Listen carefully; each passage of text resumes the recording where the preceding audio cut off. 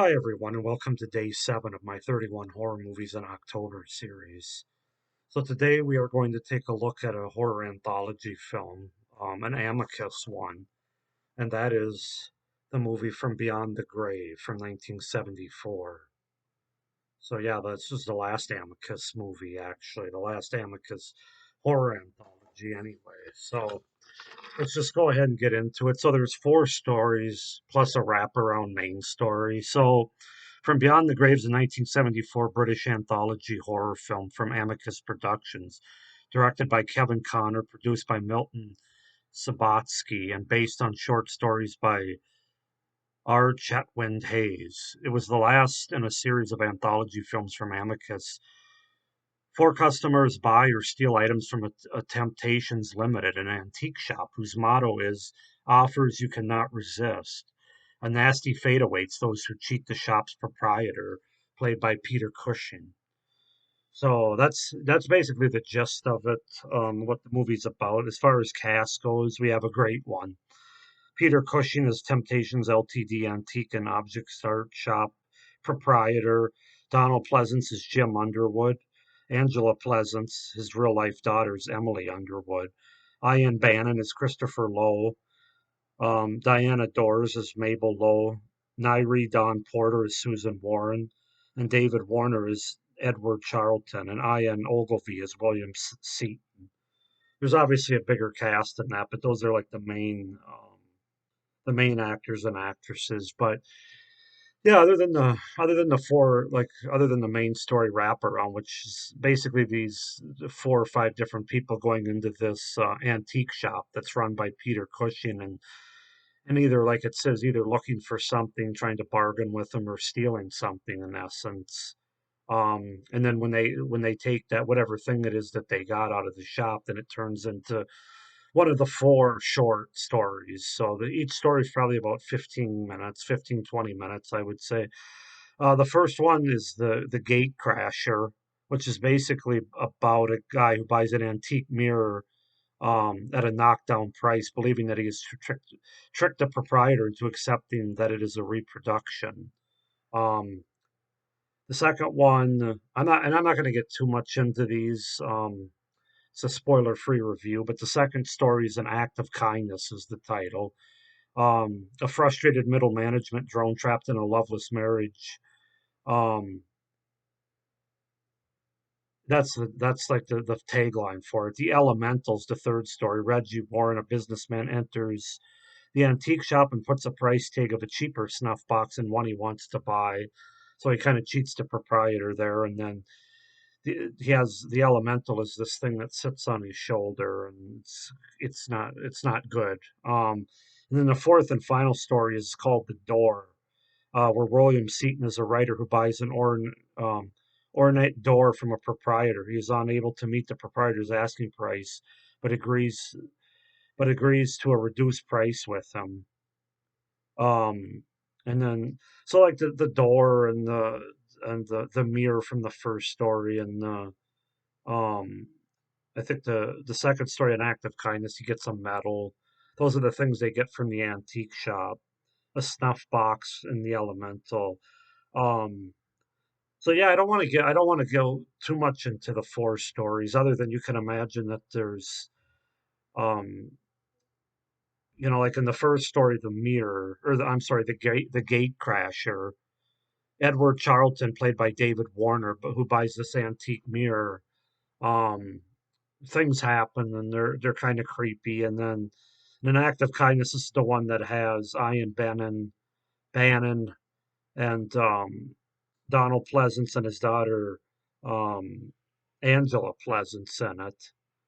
Um, Basically, Donald Pleasance' character is selling like matches and lighters on the street, and um, Edward Charlton or Christopher Lowe, played by Ian Bannon, runs into him, and they kind of form a friendship, and he invites him to tea, and then he meets Donald Pleasant's character's daughter, who is Donald Pleasant's daughter in real life, and things happen, and it's got a great twist to it at the end. The elemental, this businessman basically has this elemental on his shoulder, and this seance, or this like fortune teller, whatever she is, basically points it out to him on a train, and it basically causes this thing basically strangles his wife and causes all kinds of problems for him. Um, and then we have the door, the last one is this guy and his wife. He basically gets this door for like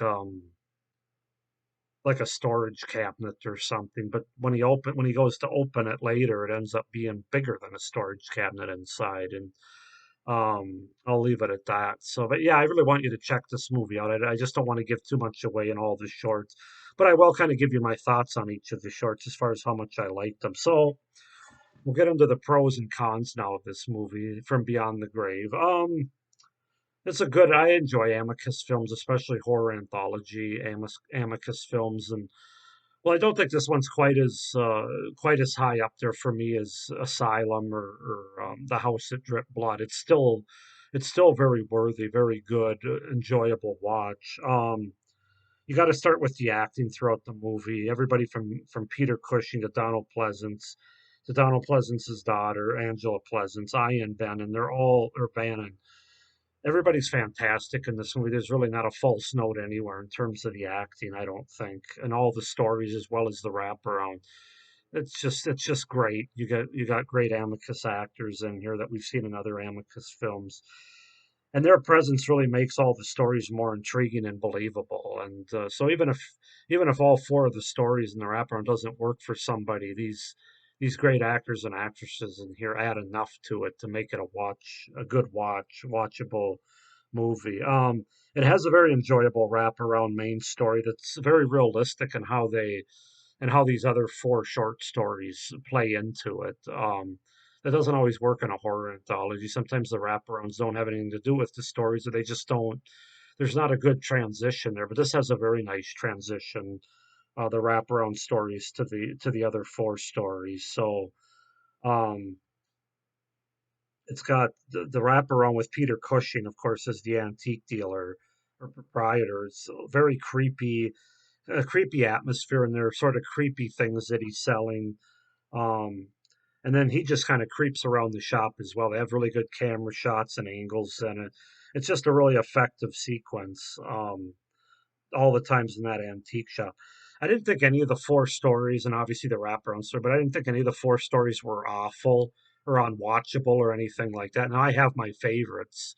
I'll rank them here in a minute as far as what I thought from my best to my least favorite. I won't say worst because there are no worst stories in here. They all moved along pretty well. None of them really bogged down the overall movie, and they were entertaining enough.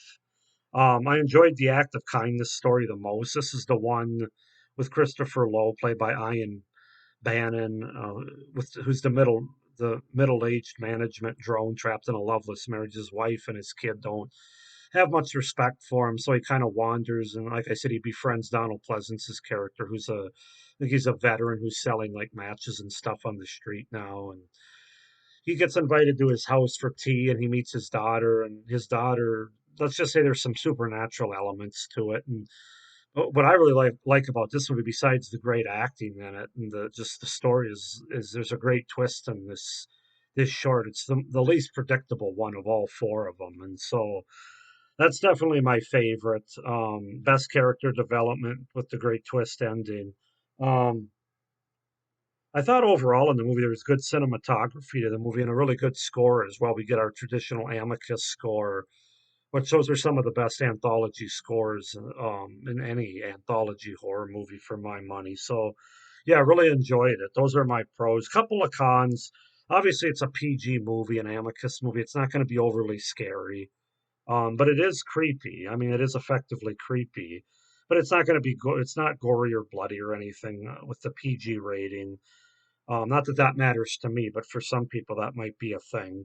Um, I would say my least favorite story was probably The Elemental. This one had a certain amount of humor to it as much as horror. In fact, it was just kind of weird. I don't know. It just didn't work all the way through the way the other three stories did. Um, Kind of predictable as well. Weirder characters, especially like the fortune teller, the seance, whatever she is, who he meets on the train, and then she tries to help him with getting rid of the elemental on his shoulder. And then It does have kind of a creepy end to it, I'll say that, but just didn't work overall for me. Kind of a ridiculous premise as well.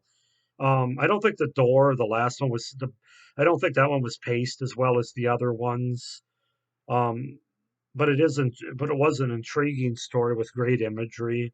Um, but yeah, overall, I don't feel like it's quite as memorable as an Amicus Horror Anthology as like Asylum or The House That Drips Blood or even Torture Garden.